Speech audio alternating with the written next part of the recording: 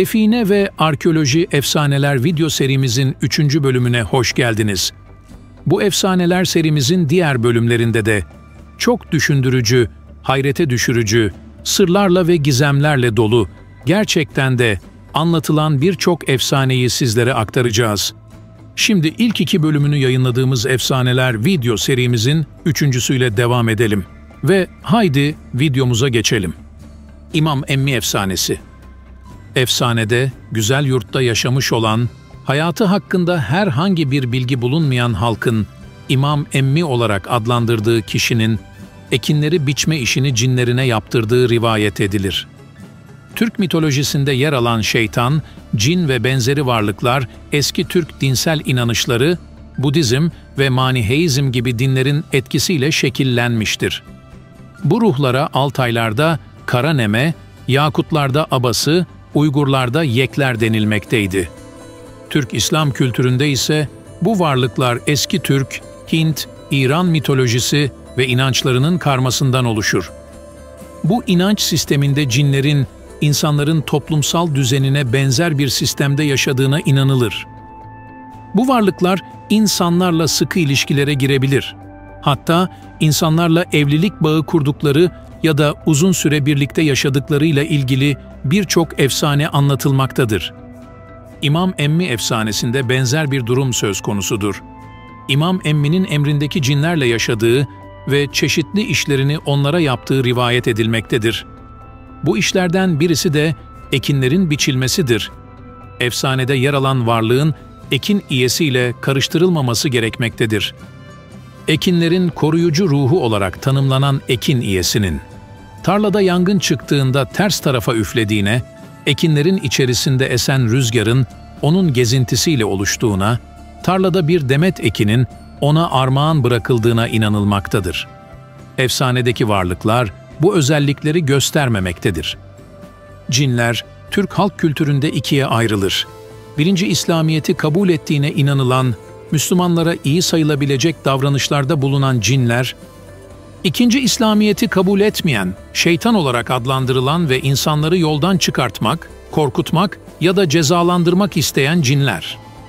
İyi özelliğe sahip cinler, kendilerine iyi davranan kişilere karşı cömertlik gösterir ve onlara çeşitli hediyeler sunarlar.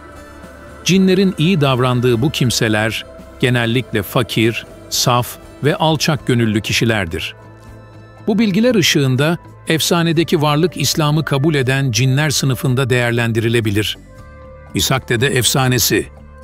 Aksaray Ortaköy'ün Hıdırlı ve Yıldırımlar Köyü arasında İshak Dede'ye ait olduğuna inanılan, halk tarafından değişik sebeplerle ziyaret edilen bir türbe bulunmaktadır. İshak Dede'nin kim olduğuna dair mevcut bir bilgi bulunmamaktadır.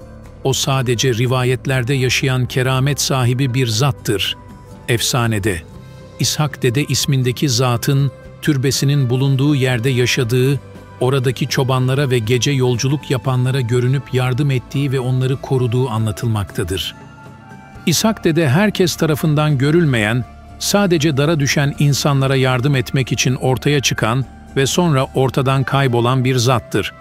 Bu bakımdan İshak Dede, Türk kültüründeki Hızır kavramıyla ilişkilendirilebilir. Hızır sadece Türklerde değil, Musevi, Hristiyan ve Müslüman geleneklerinde ortak olan mitolojik bir kişiliktir.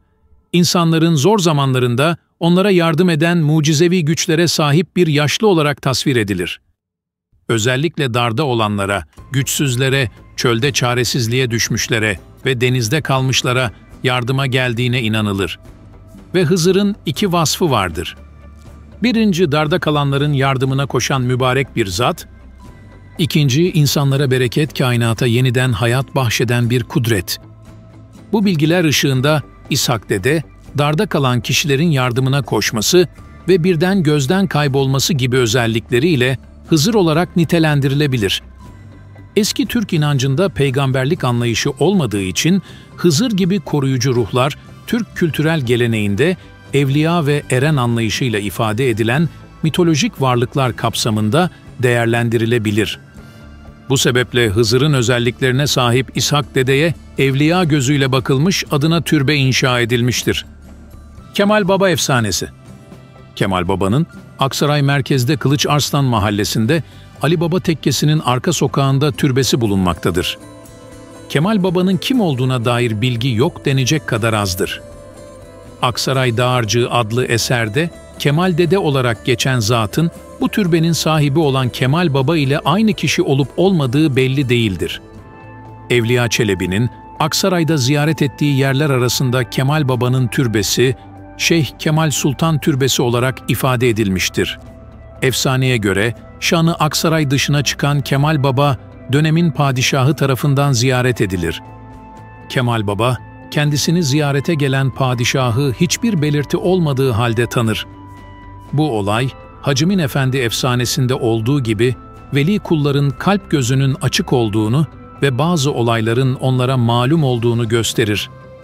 Kemal Baba'nın padişahı tanıması gaybı bilmek şeklinde yorumlanmamalı, sadece Allah'ın salih kullarına sunduğu bir nimet olarak görülmelidir. Geleceği ya da gaybı bilme konusunda eski Türk inancı ve İslam inancı zıt düşmektedir. Çünkü İslam inancına göre geleceği ve gaybı Allah'tan başkası bilemez.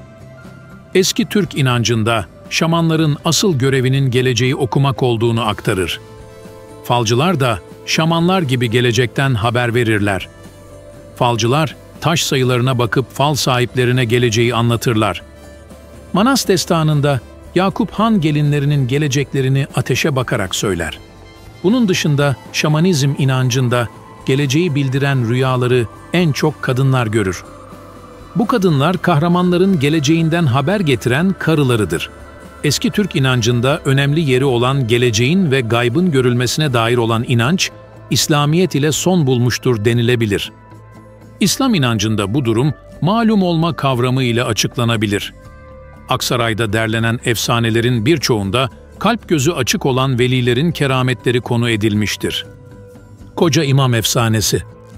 Koca İmam, Gülağaç ilçesinin Sofular köyünde yaşamış olan, köyde hala torunlarının yaşadığını bildiğimiz Allah dostu bir şahıstır. Fakat bu şahsın hayatına dair torunlarının bile bilgisi yok denecek kadar azdır. Onun hakkında sadece ona ait olduğu söylenen bir efsane anlatılmaktadır. Efsaneye göre Koca İmam bir gün kendisinin kerametleri olan bir ermiş olduğuna inanmayan köylülere unutamayacakları bir ders verir. Kırkgöz mağarası denilen yerde topladığı köylülerin gözleri önünde bir hayvan postunu canlandırır ve hatta postu dile getirtip konuşturur. Böylelikle keramet ehli olduğunu kanıtlar. Koca İmam'ın mucizelerine şahitlik eden köy halkı bir daha onun kerametlerine laf etmeyeceklerine dair yemin ederler. Türk inanışlarında eski topluluklar, hayvanlar, bitkiler, kayalar, dağlar, ırmaklar, yıldızlar gibi çevrelerinde bulunan her şeyin bir ruhu olduğuna inanmaktaydılar. Bu inanca göre ruhun bedene bağlı olduğuna inanılır. Ruh, bedeni bırakırsa beden ölür. Ölen kişinin ruhu yine de cesedine bağlı kalır. Ölüler yaşamaya devam ederler, saygı isterler. Kısacası birçok keramete sahip olduklarına inanılan ermişler için ölenin ruhu bedenine bağlıyken onu canlandırmak hiç de zor değildir. Velilerin keramet motifleri tasnifinde ölüyü diriltme motifi, biyolojik mahiyette keramet motifleri başlığı altında verilmiştir. Ölüyü diriltme ikiye ayrılır. 1. İnsanı diriltme. 2. Hayvanı diriltme. Koca İmam efsanesi sınıflandırmasına göre hayvanı diriltme, gayri sünni menkıbelerde karşılaşılan cansız varlıklara söz geçirme motifleriyle ilişkilendirilebilir. Ölü hayvanı diriltme motifinin menkıbelerde oldukça yer tuttuğu görülmektedir. Örneğin Hacım Sultan, Hacı Bektaş'ın kendisine icazet verdiğinde belinde tahta kılıcın kesip kesmediğini anlamak için bir katırı ikiye böler. Dervişlerin şikayeti üzerine Hacım Sultan'ın dua ile katırı yeniden dirilttiği rivayet edilmektedir. Özetle, Koca İmam efsanesinde ruhu hala bedenine bağlı bir hayvanın Allah dostunun arzusunu kırmayarak canlanmasına, hatta dile gelip konuşmasına ve görevini yerine getirdikten sonra ruhunun bedenini terk etmesine değinilmiştir. Aksaray'da bu efsane dışında ölü bir bedenin yeniden dirilmesini konu alan başka bir efsaneye rastlanılmamaktadır. Bu özellik ile Koca İmam'ın efsanesi diğer efsanelerden oldukça farklıdır. Velilerin kendisine inanmayanlara keramet göstermesi motifi ile ilgili efsanelere Yozgat'ta anlatılan Molla Osman efsanesi örnek olarak gösterilebilir. Efsanede Molla Osman'ın kendisine inanmayanlara dağdan koç ve teke getirerek keramet göstermesi anlatılmaktadır.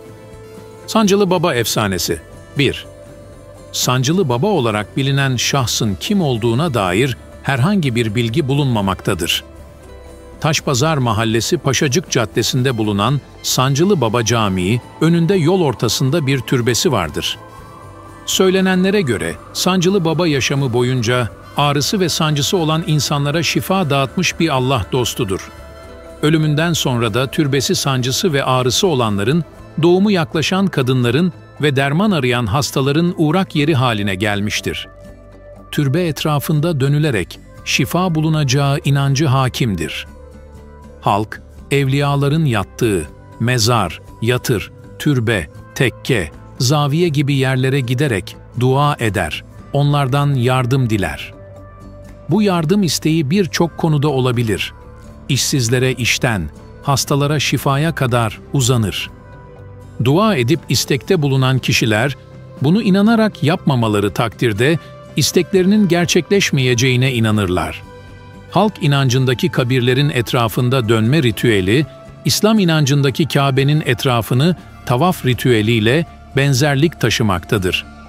Fakat Türk İslam dünyasının birçok kesiminde Kabe dışındaki yerlerde yapılan tavafa şirk ve hurafe gözüyle bakılmaktadır. Sancılı Baba'nın türbesi bir cadde üzerinde ve yolun tam ortasındadır. Hiçbir belediye başkanı bu zatın türbesinin yerini değiştirmeye ya da bu türbeye müdahalede bulunmaya cesaret edememiştir. Bu korkuya sebep olan inancın temelinde ise anlatılan bir efsane yatmaktadır.